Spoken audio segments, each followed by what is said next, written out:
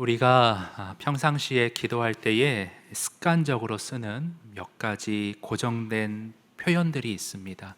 정형화된 표현들이 있어요. 예를 들어서 기도할 때마다 은혜를 베풀어 주시옵소서, 인도해 주옵소서, 저와 함께하여 주옵소서, 이런 일정한 패턴의 반복된 표현들이 있습니다. 그런데 이 중에서 그 함께해 주옵소서라는 이 표현이 그다지 바람직한 표현이 아니라고 지적하는 글이 있어서 한번 같이 생각해 보려고 화면에 가져와 봤습니다. 성숙한 그리스도인들이 때때로 이렇게 기도하는 소리를 듣게 된다. 사랑의 주님, 제가 오늘 취직 면접을 보러 가는데 저와 함께해 주십시오. 저의 여행길에 함께해 주십시오. 처음 듣기에는 아주 거룩한 간구처럼 들린다. 하지만 불행하게도 이 표현은 이 저자의 관점에서 말이 안 된다. 그렇게 기도하는 사람에게 나는 종종 이렇게 되묻고 싶어진다. 하나님이 이미 하고 계신 일을 왜 자꾸 해달라고 하시는 겁니까? 마태복음 28장 20절에서 예수님은 이런 말씀하셨습니다. 보아라, 내가 세상 끝날까지 항상 너희와 함께 있을 것이다. 히브리서 말씀은요, 하나님이 내가 결코 너를 떠나지도 않고 버리지도 않겠다. 요한복음에서 제자들에게 나는 너희를 고아처럼 버려두지 아니하고 너희에게 다시 오겠다, 함께 하겠다. 예수님의 그 이름 중 하나인 임마누엘의 뜻이 뭐예요? 하나님이 우리와 함께 하신다. 자, 이런 이유로 하나님의 가족, 하나님의 자녀라면 하나님께 굳이 함께 해달라고 간구할 필요가 없다는 겁니다. 다만 우리가 함께 하시는 하나님의 인재를 깨닫게 해달라고, 함께 하신다는 그 사실 때문에 마음이 지금 든든하게 해달라고 기도해야 하는 게 맞다는 논리입니다. 여러분은 어떻게 생각하세요? 저는 개인적으로 동의가 되는 부분이 있지만 개인적으로는 조금 생각이 다릅니다. 왜냐하면 기도할 때마다요, 하나님 함께 하시는 거는 아는데요, 제가 그 사실을 분명히 인식할 수 있도록 좀 복잡하잖아요. 그냥 함께 해주세요. 거기에 그런 의미가 다 함축적으로 들어있다라고 저는 그렇게 이해하고 있습니다. 너무 따질 거 없을 것 같아요. 또 하나의 예를 들자면 비슷하게 여러분 복음성가의 마지막 날에라는 찬송이 있습니다. 마지막 날에 이렇게 가다가 후렴에서 성령이여 임하소서, 성령이 임해달라고 하는 가사의 부분이 있습니다. 근데 신학자들은 가끔 그래요. 예수님 믿으면 자동적으로 성령이 그때부터 함께 하시는데 뭘 또 임한다고 그렇게 잘못 노래를 하느냐. 아니, 임재해 계신 건 아는데 내 안에 잠잠히 계시지 마시고 생명으로 활발히 역사해 달라고, 충만으로 함께 해달라는 그런 간구의 내용이 함의적으로 다 들어있다라고 저는 그렇게 이해하고 이 찬양을 소리 높여 부르고 있습니다. 근데 이랬건 저랬건 무엇보다 여기서 중요한 건 뭐예요? 예수님이 부활하셔서 성령으로 오늘 저와 여러분 안에 함께 하신다는 사실입니다. 여러분, 오늘 8절도 그것을 말하고 있는데요, 8절 다시 한번 같이 읽겠습니다. 시작. 서머나 교회의 사자에게 편지하라. 처음이요 마지막이요 죽었다가 살아나시니가 이르시되, 죽었다가 살아나시니가 말씀하고 역사하고 계십니다. 이게 굉장히 사실 중요해요. 기독교 복음에서 말이죠. 어제 새가족 양육을 하면서 제가 숙제 점검을 했습니다. 새가족 양육에 숙제가 딱 하나 있어요. 양육 교재에 나오는 복음의 정의에 대해 외워보라는 거예요. 저와 함께 새가족 양육하신 분들 기억이 나실지 가물가물하실지 모르겠는데 우리 화면 보시고 이거 한번 같이 한번 되새겨 보겠습니다. 읽습니다. 복음이란 예수 그리스도께서 성령의 예언대로 우리 죄를 위하여 죽으시고 장사 지낸 바 되었다가 사흘 만에 부활하셨다는 기쁜 소식입니다. 여기 복음의 중요한 두 가지 기둥축이 있습니다. 하나는 뭐예요? 예수님이 죄를 위해 죽으셨다. 나를 대신하여 죽으셨다. 죄 문제를 해결해 주셨다. 복음의 중요한 축입니다. 근데 그게 다가 아니에요. 또 한 가지 중요한 게 있는데 예수님이 사흘 만에 부활하셨다는 거예요. 근데 이 뒷부분의 강조가 조금 희미해져 있습니다. 네, 제 문제가 해결받은 건 참 좋아요. 할렐루야예요. 천국 가요. 근데 뭐예요? 부활하셔서 살아나셔서 성령으로 오늘 나와 동행하시면서 내 삶을 다스리시고 하나님의 뜻대로 인도하시고 다듬으시고 지도하시고 순종해 가는 것, 이게 복음의 큰 하나의 축인데 이게 좀 흐릿해져 있어요. 죄사함 받은 게 복음의 전부 다인 줄 착각해요. 여러분, 오늘 요한계시록 본문에서도요, 복음의 이 두 번째 측면이 강조되어 있습니다. 8절 다시 눈으로 보시면요, 죽었다가 살아나신 일을 말씀하고 있잖아요. 근데 부활하신 예수님이 어떤 일을 하세요? 처음이며 마지막이래요. 무슨 말이에요? 역사를 주관하신다. 지금 살아계셔서 이 땅을 통치하신다라는 의미입니다.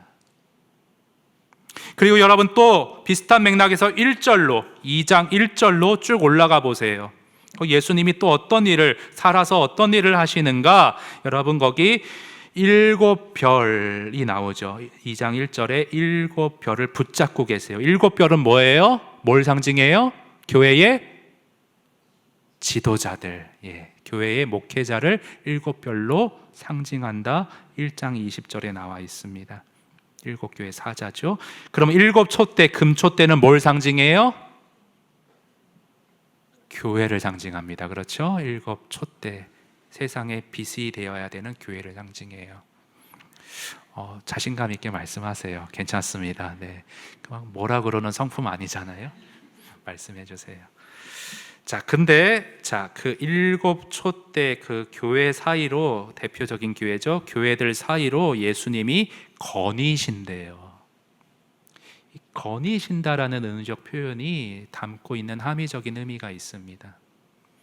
어떤 주석보다 제가 좋아하는 유기성 목사님이 이 거니신다라는 것을 잘 풀이를 해서 제가 그 설교를 이렇게 타이핑 쳐서 한번 화면에 가져와 봤습니다. 제 마음에 특별하게 와닿은 구절은 예수님이 7 금촛대 사이, 교회 사이를 거니신다는 말씀입니다. 예수님은 우리와 함께 하시는데 그저 막연하게 우리 가운데 임재하고 계신 분이 아닙니다. 예수님이 우리와 함께 계시다는 사실은 그저 교리적인 지식에 머물러서는 안 됩니다. 예수님은 우리와 함께 계시지만 동시에 활동하시며 거니시는 분입니다. 이 말은 예수님이 무언가 일하시는 분이라는 뜻입니다. 주님은 뭔가 역사하시는 분이십니다. 지금 우리가 예배 드릴 때 예수님은 팔짱 끼고 우리가 예배 드리는 걸 가만히 지켜보고 계시는 게 아니라 예배 드리는 이 시간에도 우리 사이를 거니면서 여러분에게 말씀하시고 저를 터치하시고 여러분을 일으키시고 우리 삶 속에서, 우리 교회 안에서 하나님의 역사를 행하시는 주님, 그 말이 이 교회 가운데 거니시는 주님이시라는 그런 표현에 함축적으로 담겨져 있습니다. 여러분, 우리가 이렇게 요한계시록 이 7교회에 보내는 편지를 볼 때 주의해야 될 사항이 있는데 반복적인 표현이 있거든요. 무슨 교회 사자에게 편지하라, 다 그렇게 시작을 해요. 그리고 나서는 예수님이 어떤 분인지 간략하게 표현 설명이 되어 있습니다. 그리고 끝에 가서는 귀 있는 자는 성령이 교회들에게 하시는 말씀을 들을지어다, 똑같이 반복돼요. 그래서 반복되다 보면 이거는 그냥 상투적인 그런 표현이지 그 가운데 몸통 내용만 주목해서 보려고 해요. 아니에요. 반복에는 이유가 있습니다, 여러분. 오늘 말씀의 몸통은 뭐예요? 주요 핵심은 뭐예요? 죽도록 충성하라는 거 아니에요. 그런데 여러분 스스로에게 질문 던져보세요. 나 스스로 내 의지로, 내 무엇으로 죽기까지 충성할 수 있습니까? 없습니다. 충성하는 거 어려워요. 그런데 예수님, 앞에 명시된 예수님, 항상 예수님이 표현되어 있어요. 그리고 끝에 성령으로, 그 살아계신 예수님이 성령으로 있다는 사실을 매 편지마다 강조하면서 살아계신 성령이 너희를 도와줄 테니 죽도록 충성해 보아라. 한번 이 말씀 따라 보아라. 이런 의미로 오늘 말씀을 해석하고 우리 안에 적용하는 것이 필요합니다. 여러분, 그래서요, 이런 이해의 틀 가운데 살아계신 하나님이 성령으로 나를 은혜로 붙잡고 계신다.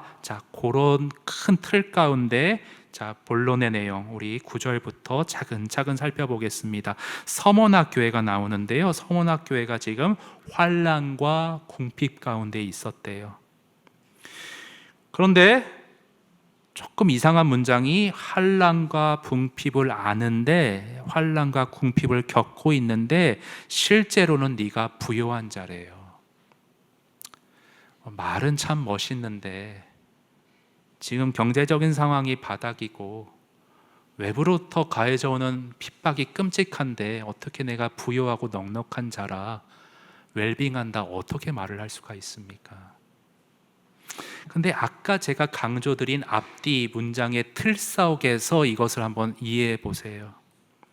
힘들어요, 궁핍해요, 버거워요. 그런데 아까 살펴본 대로 부활하신 예수님이 오늘 성령으로 나와 함께 하시고 도와주시고 호흡하시고 손잡아 주신다는 거예요. 광야 같은 세상이지만 불기둥과 구름기둥으로 하나님이 나를 지켜주시고요, 매일의 만나로 먹이시고요, 때마다 신마다 반석에서 물을 내고 계시다는 거예요. 그 하나님이 함께 계시는 삶인데 어찌 궁핍하다, 메마르다 할 수 있겠습니까? 실상은 부요하다 고백할 수 있는 것이죠. 여러분, 그래서 우리 믿음의 선진들은 이러한 믿음 가운데 정말 너무 감동적인 찬송시를 지었어요. 이게 뭐냐면 찬송가, 우리 내 영혼이 은총 입어, 잘 아는 찬송이실 텐데 가사 한번 띄워주시겠어요? 내 영혼이 주의 은혜 입어 중한 재짐 벗고보니 어렵고 슬픔 많은 이 세상도 주와 함께라면 천국이라 고백하고 있잖아요. 제가 쭉 읽어드리기보다 좀 읽으면 딱딱하잖아요. 우리 음률을 입혀서 피아노 반주 없이 목소리로 1절, 3절 한번 찬양해 보면 좋겠습니다. 한번 찬양해 볼까요? 내 영혼이 은총 입어 중한 재짐 벗고 보니 슬픔 많은 이 세상도 천국으로 와도 3절요.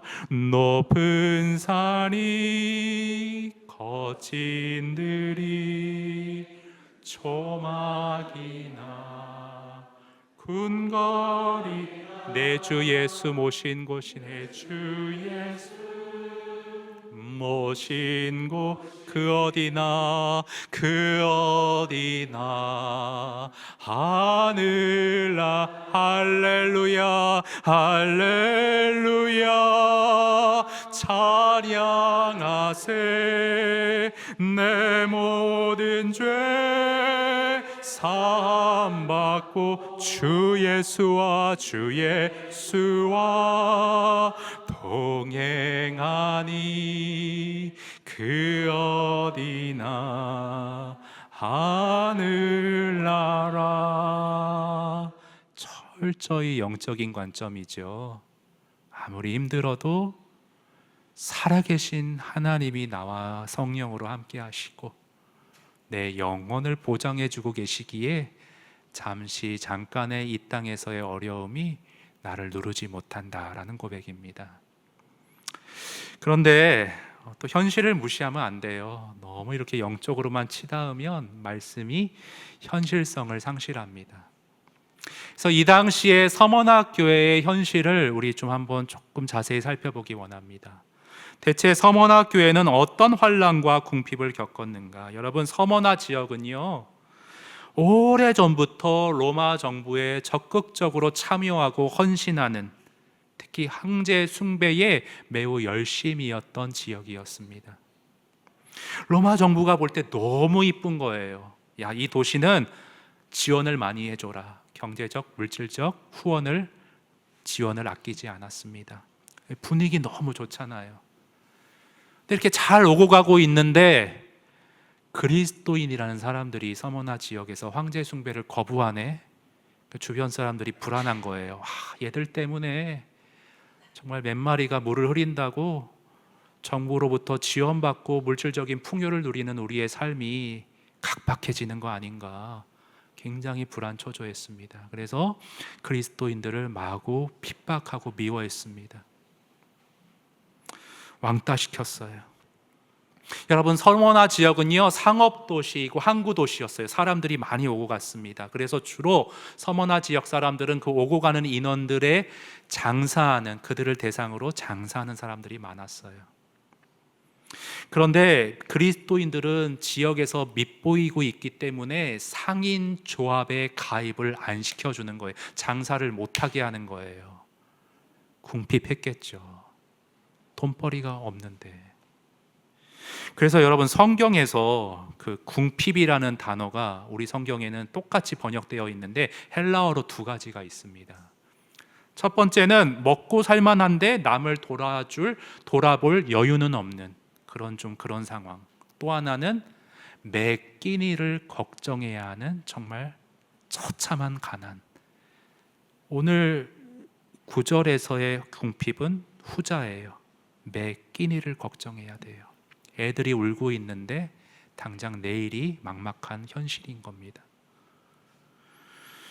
여러분, 그런데 이런 상황이 너무 견디기 힘들었을 텐데, 근데 또 기가 막힌 건 여러분 9절 중간에 보세요. 자칭 유대인이라는 하는 사람들이 그리스도인들을 괴롭혔던 것 같아요. 자칭 유대인이라 하는 사람들, 유대인을 사칭했다 이 말이 아니라 실제로 아브라함의 자손들이었어요. 근데 왜 자칭이라는 말을 썼느냐? 유대인 같지가 않다는 거예요. 전혀 하나님의 사람들 같지 않은 거예요. 오로지 시기와 적개심이 있었어요. 내가 정통인데, 내가 진짜 본류인데 갑자기 그리스도인이라는 사람들이 나타나서 십자가의 도가 참된 진리라고 외치니 자신들의 위치가 흔들리잖아요. 밀리잖아요. 싫었던 거예요.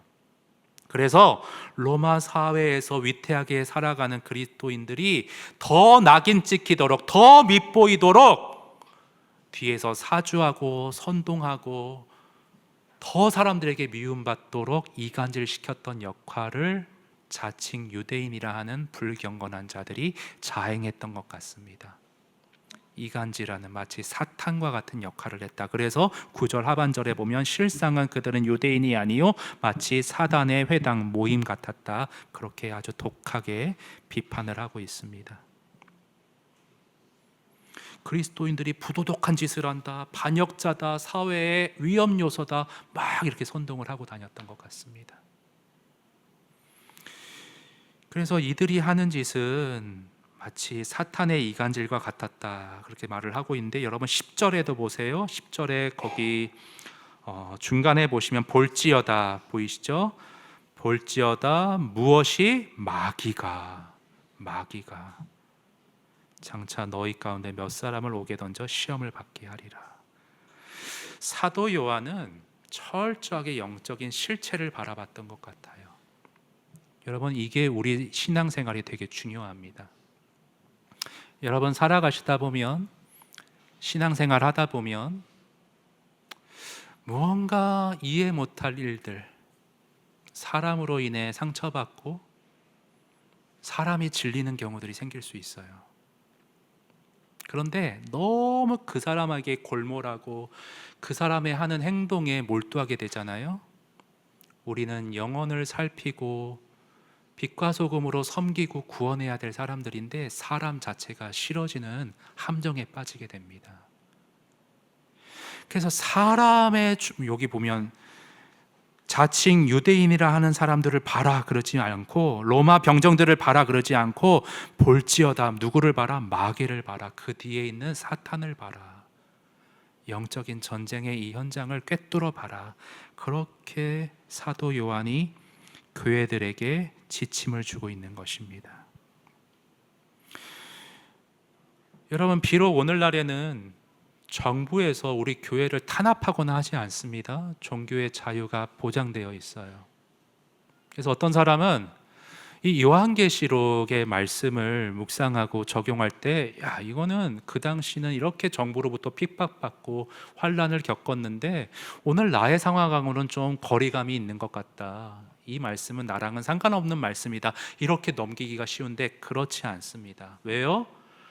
마귀 사탄은 그 당시도 활동했었고 오늘날에도 활개치고 있기 때문에 그렇습니다. 똑같은 본질의 마귀인데 하는 행동과 가하는 압력은 좀 종류가 틀리죠. 정보를 통한 압력은 아니에요. 근데 오늘날에도 사탄이 성도들을 감옥 안에 가둡니다. 어떤 감옥? 도저히 저 사람이 미워서 회사를 그만두고 싶어요. 내 마음이 온통 냉소와 분노로 가득 차 있습니다. 냉소와 분노라는 감옥에 가두어요, 사탄이. 경제적으로 너무 힘든 분들이 있어요. 그래서 이렇게 저렇게 하다가 주식에 투자를 하고 알아보는, 좋은 일입니다. 필요합니다. 재테크가 있어야 돼요. 그런데 문제는 뭐예요? 밤낮으로 눈만 뜨면 아침에 핸드폰 주식 시세부터 보는 거예요. 주야로 말씀을 묵상하라고 했는데 주야로 주식 시세를 묵상합니다. 어떤 경제적인 그런 어떤 집착에 감옥에 갇혀서 지내요. 거기에 따라 일희일비예요. 화목해야 될 가정이 서로 저런 사람인 줄 몰랐다, 왼수라고 지칭하면서 전쟁터와 같이 살아가는 감옥이 있습니다. 그렇게 이쁘고 착했던 애들이 사춘기 자기 자아가 형성되면서 사사건건 부딪힙니다.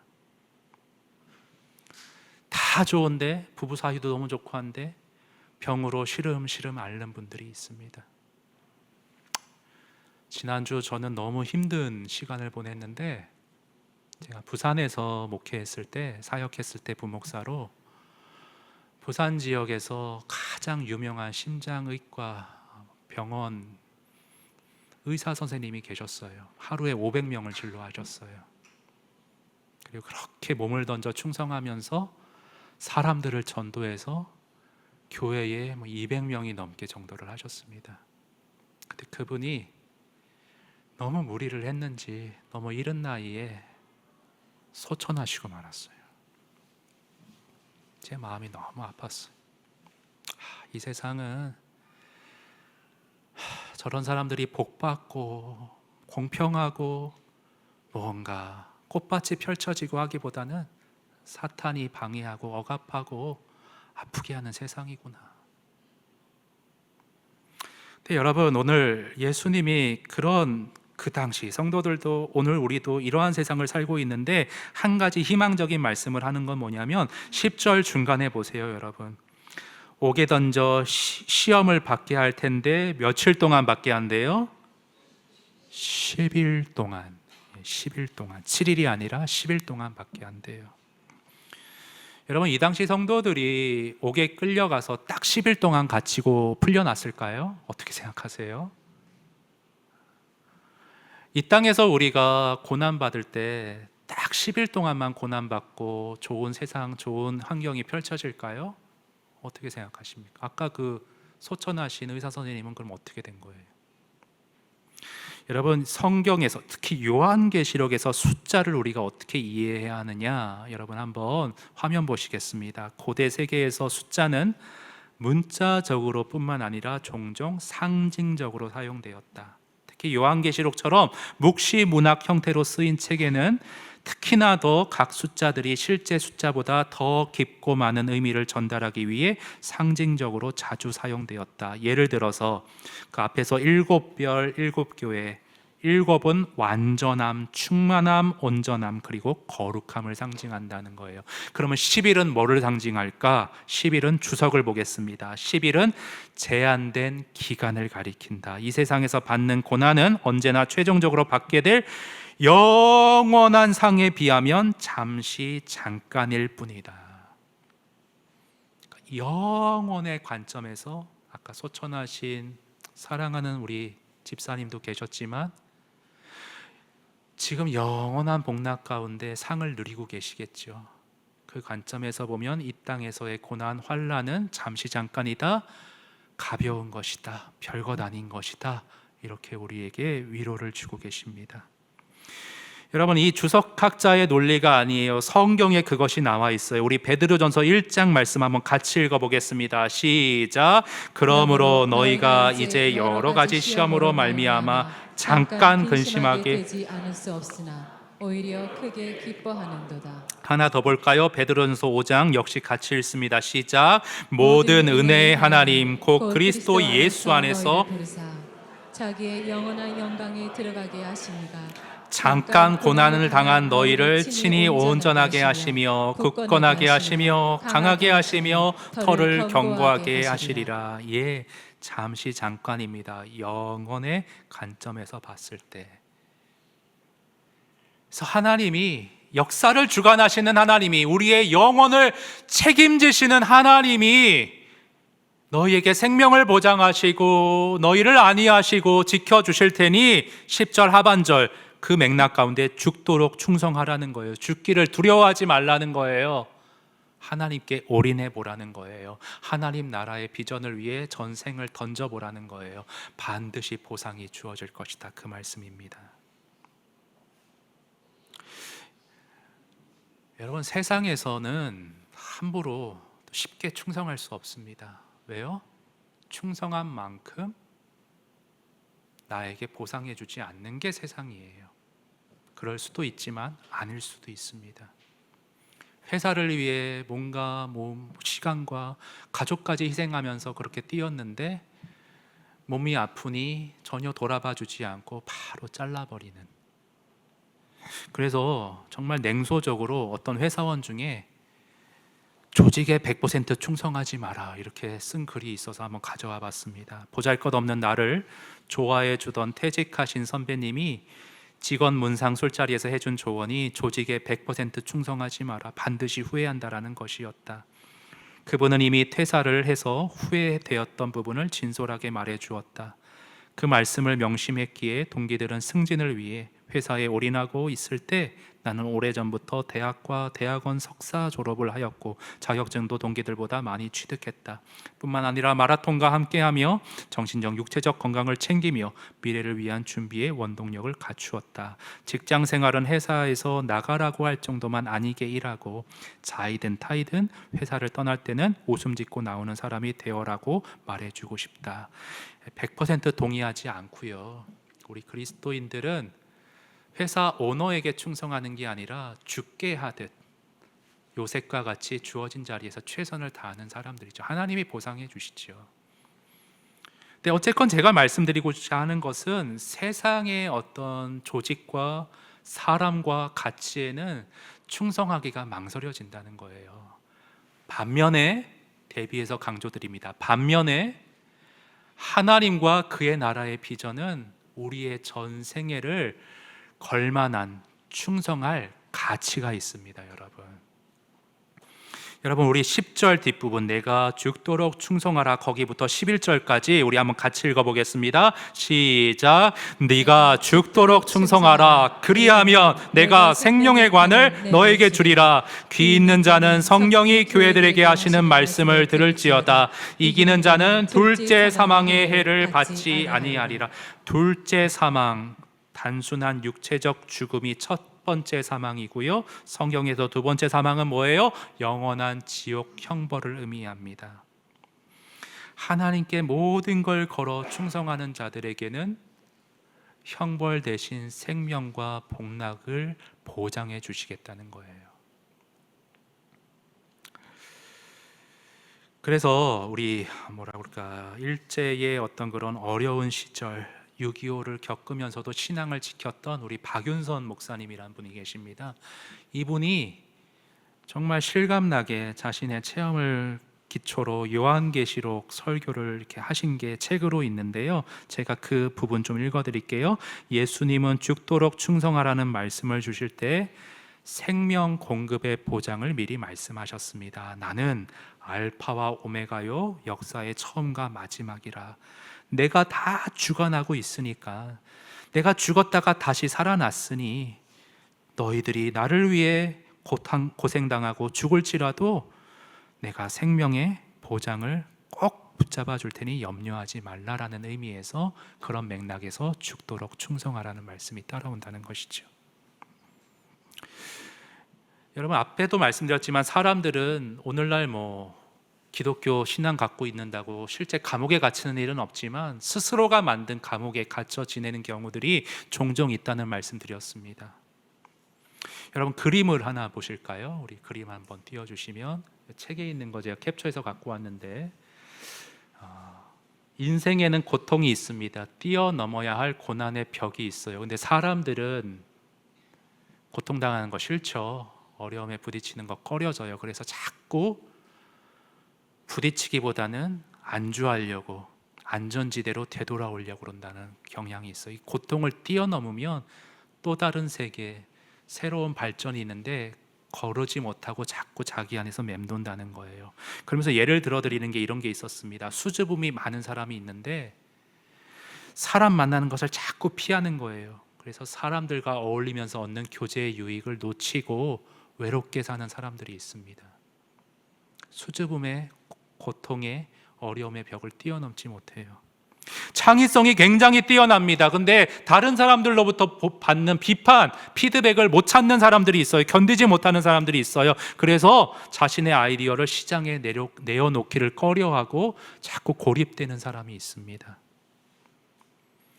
이러한 한계와 트라우마가 그 어린 시절에 형성된 것들이 저마다 있다고 해요. 여러분, 어린 시절이 정말 중요하다고 교육학자들이 말을 하는데, 신앙도 어릴 때 형성된 사람들은 끝까지 간다고 합니다, 보통. 그런데 상처가 어린 시절에 형성이 되면 그 트라우마를 쉽사리 떨쳐내질 못한다고 합니다. 여러분을 가두는 상처와 내면적 갈등은 무엇이 있습니까? 근데 오늘 성경이 저와 여러분에게 말씀하시는 바가 뭐예요? 처음이며 마지막이자 죽었다가 살아나신 이가 너희와 함께 할 것이니 두려워하지 말고 충성하라. 주의 손 잡고 어려움을 뛰어넘어라. 고난을 견뎌라. 허들을 넘어가라. 말씀해 주고 계십니다.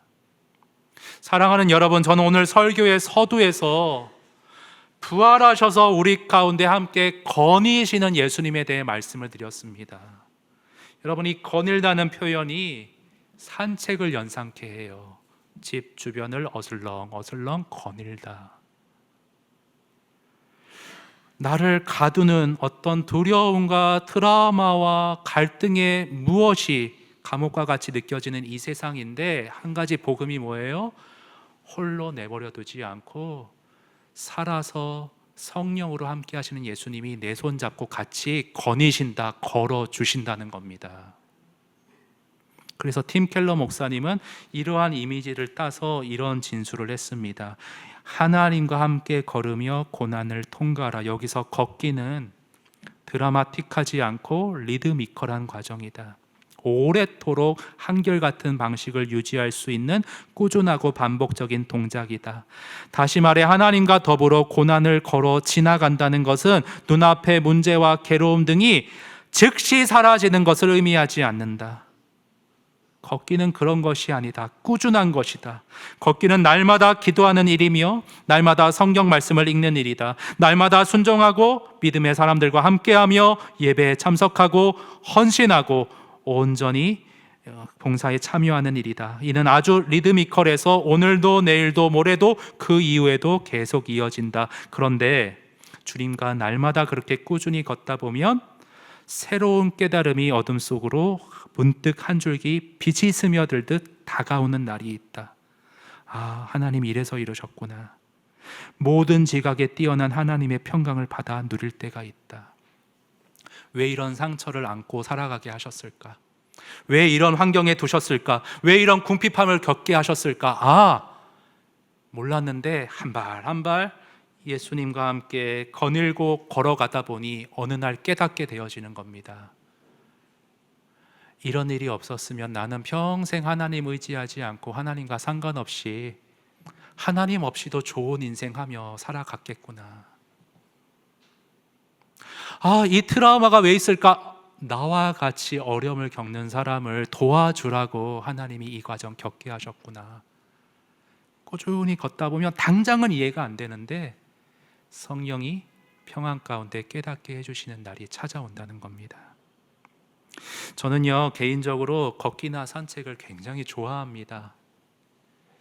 그래서 저는 좀 거창하게 이렇게도 말하고 싶어요. 걷기는 단순한 운동이 아니고 철학이자 삶의 비밀이 담겨 있는 행위라고 저는 좀 그렇게 거창하게 말씀드리고 싶어요. 저의 생각과 비슷한 어떤 저자가 있는데요, 마지막으로 이 글 보고 오늘 설교 마치겠습니다. 어디를 걷든 걸을 때는 걱정거리를 놓아두고 가라. 고민은 책상과 서류 위에, 돈을 내라는 고지서는 탁상 어딘가에 놓아두고 밖으로 나와 걸어라. 며칠 안에 질 것이지만 오늘 피어있는 꽃은 아름다움의 절정에서 자신을 감옥 안에 가다 움츠려 들게 하지 않는다. 감사하라. 그대가 이 세상에 있음에 대해 오늘 세상을 등져야 하는 마른 사람들에게 오늘 하루는 무엇과도 바꿀 수 없는 특별한 날임을 또한 생각하라. 많이 걸어라. 자연 속을 걸을 수 있도록 애를 써라. 나무와 흙길을 아주 천천히 걸어라. 접지를 통해 물리적 생명력을 받아들이고 사고를 통해 정신적 순환을 막힘없게 하는 것이 곧 걷는다는 것이다. 천천히 자연 속을 걷는 것처럼 우리를 살아있게 하는 것은 없다. 자연은 호흡이고 움직임이며 또한 고요함이다. 마음의 평안은 이렇게 온다.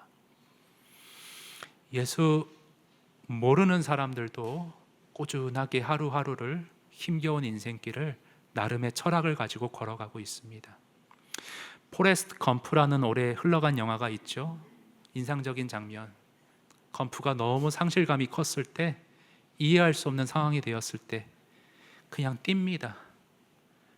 어느 날 마음의 평안이 찾아오고 다시 인생의 궤도를 찾아요. 하물며 홀로 뛰거나 걷는 것이 아닌 저와 여러분에게는 살아계신 예수님이 성령으로 손을 잡아주고 계신데 왜 그 체온을 느끼지 못하고 우리가 각박하게 안절부절 혼란 가운데 살아가야 하는 것입니까? 사랑하는 여러분,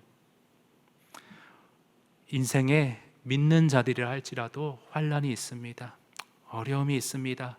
스스로 만든 감옥이 갑갑합니다. 그러나 살아계신 예수님이 여러분과 함께 걸어주십니다. 그 예수님 손 잡으시고요, 지금 이해 못하겠어, 왜 이런 상황이 왔는지 모르겠어, 어려워, 힘들어, 아니, 한 발 한 발 그분의 손 잡고 걸어가 보세요.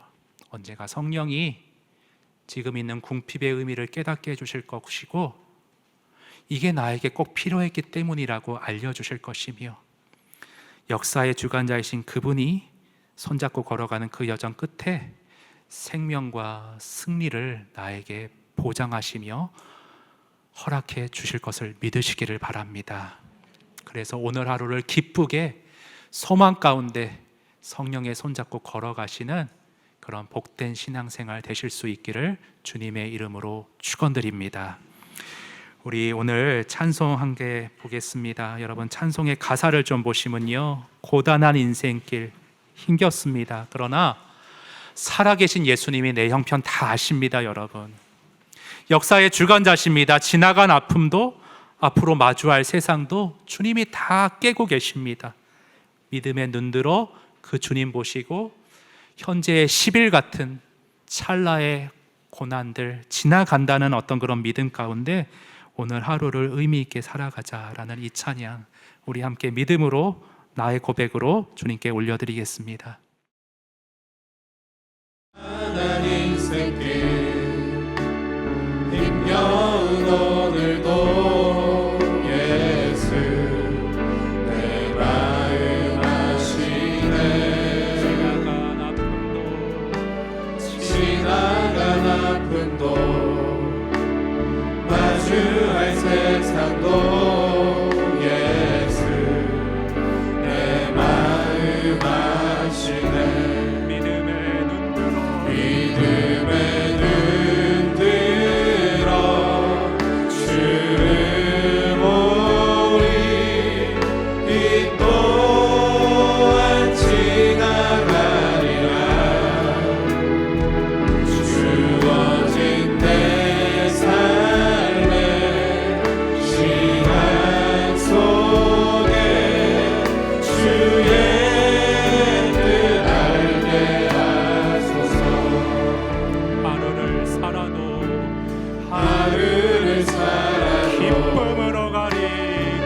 기쁨으로 가리 예수 늘 함께 하시네 후회도 염려도 후회도 염려도 온전히 맡기리 예수 늘 함께 하시네 믿음에 흔들어 주를 보리 이 또한 지나가리라 주어진 내 삶의 시간 속에 주의 뜻 알게 하소서 믿음에 흔들어 주를 보리 이 또한 지나가리라 주어진 내 삶의 시간 속에 주의 뜻 알게 하소서 믿음에 흔들어 주를 보리 이 또한 지나가리라 주어진 내 삶의 시간 속에 주의 뜻 알게 하소서 주의 뜻 주의 뜻 알게 하소서 여러분 이 시간 살아서 여러분의 손잡고 함께 걸어주시는 예수님 손 꼭 붙잡고 그 주님 앞에 한번 아뢰이고 기도하는 시간 가졌으면 좋겠습니다. 여러분, 사탄이 활동하는 세상입니다. 서머나 지역의 성도들을 어렵게 했던 그 사단이 오늘도 우리 각자가 만든 감옥에 나를 가두고 억누르고 영혼의 핍절함을 공고함을 토해내게 만드는 사단이 그 일을 가하고 있습니다. 그러나 복음은 무엇입니까? 예수님이 죽었다가 살아나셨습니다. 성령으로 오늘 여러분과 함께 손잡고 여러분 인생길을 같이 거닐고 계십니다.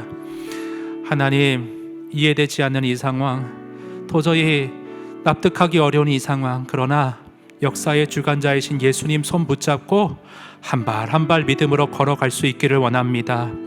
하나님 아버지, 지금은 모르겠지만 꾸준히 오늘의 기쁨으로 주님과 함께 동행하다 보면 주님이 성령 안에서 깨우치실 뜻이 있을 줄로 믿습니다. 역사의 주관자이신 하나님이 이루실 일을 믿으며 오늘의 궁핍함, 오늘의 어려움 눌리지 않고 하나님이 이루실 소망의 일을, 영생의 일을 바라보며 영혼의 관점에서 오늘을 힘있게 눌리지 않고 주님 손 붙잡고 걸어가며 살아가는 내가 될 수 있도록, 신앙생활 될 수 있도록 인도하여 주시옵소서. 우리 주님 앞에 함께 아뢰이며 기도하도록 하겠습니다. 기도합니다. 하나님 아버지, 주시옵소서.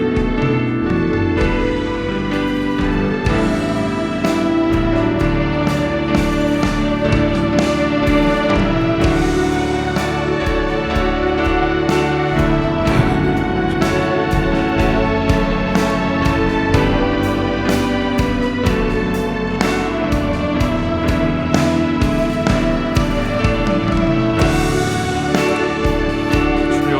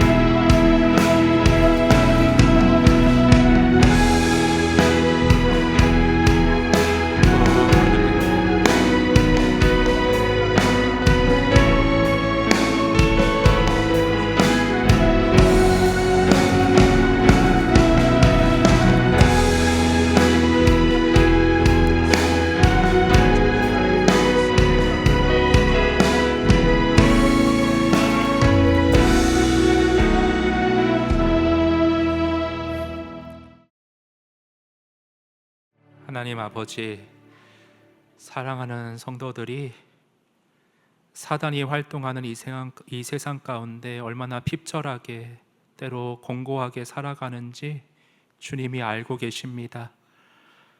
몸에 질병으로 눌려있는 분들이 있습니다. 경제적인 궁핍함으로 내일을 걱정하는 사람들이 있습니다. 풀리지 않는 자녀의 문제로 억장이 무너져 마음으로 움켜쥐는 이들이 있습니다. 하나님, 로마 시대와는 다르게 또 다른 사단의 압박과 옥죄임이 이 세상 가운데 여전히 존재하고 있는 것을 오늘 말씀으로 확인하였습니다. 그러나 더 분명히 확인하는 것은 그 성도들에게 함께 하셨던 살아계신 예수님이 오늘도 우리 교회에 나에게 성령으로 함께 하신다는 사실을 각인시켜 주시니 감사드립니다.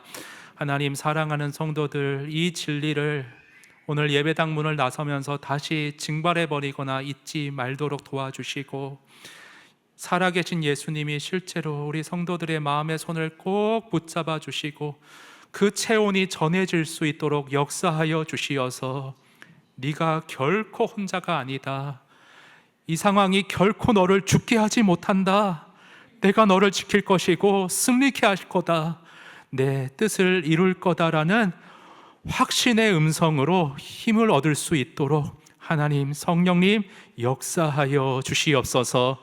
하나님, 이 박 목사는 우리 성도들에게 궁극적으로 위로해 주지 못하고 저들의 삶을 궁극적으로 건질 수가 없습니다. 성령께 모든 것을 의탁드립니다. 함께 호흡하여 주시고 거닐러 주시고 한 걸음 한 걸음 같이 걸어 주시어서 하나님 아버지, 예수 안 믿는 사람들도 오늘 하루 꾸준히 걸어가겠다 그렇게 고백하고 있는데, 우리 기도하는 믿는 성도들, 예수님과 함께 동행하는 삶의 실체를 하나님 삶 가운데 경험하고 느끼고 체험할 수 있도록 오늘의 말씀 가운데 다가가 주시옵소서.